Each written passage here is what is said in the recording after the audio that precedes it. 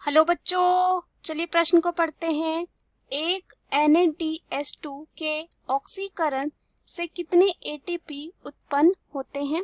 इस प्रश्न में हमें यह बताना है कि एक NaDH2 के ऑक्सीकरण से कितने ATP अणु उत्पन्न होते हैं। पहला है 18 ATP, दूसरा है 6 ATP, तीसरा है 3 ATP, चौथा है 2 ATP। तो इस प्रश्न का हल देखते हैं। तो सबसे पहले बात करते हैं इस प्रश्न में मुख्य अवधारणा की। तो यहाँ पे क्या होता है, हो जाएगा ऑक्सीकरण।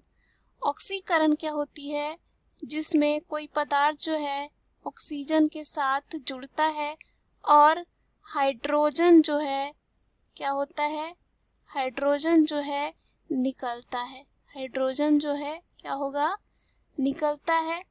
तो अगर हम बात करते हैं यहाँ पे NaDH2 की, तो NaDH2 की तो इसका पूरा नाम होता है निकोटामाइड एडेनिन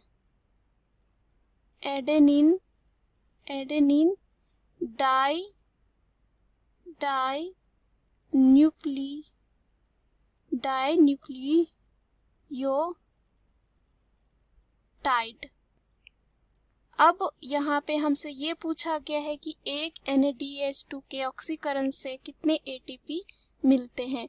तो अगर बात करते हैं एक NaDH की, तो इससे हमें मिलते हैं 3 ATP। कितने मिलते हैं, 3 ATP। तो चलिए हम विकल्प में चलते हैं। पहला जो विकल्प दे रखा है वह है 18 ATP।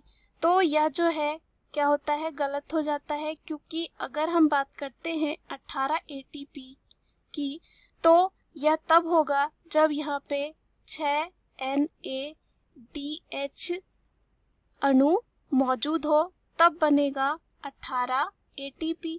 क्योंकि एक NaDH में कितना बनता है, 3 ATP। तो 6 NaDH में कितना बनेगा, 18 ATP। तो यह जो है विकल्प गलत हो जाता है। दूसरा है 6 ATP। तो 6 ATP तब बनेगा जब यहाँ पे 2 NaDH होगा, तब बनेगा 6 ATP। तीसरा जो विकल्प है वह है 3 ATP, जो हमारे प्रश्न का सही उत्तर है, क्योंकि एक NaDH से कितना बनता है, 3 ATP। अंतिम में दे रखा है D 2 ATP।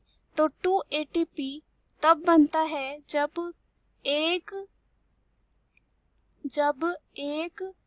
FADH2 का अणु हो, उससे बनता है 2 ATP।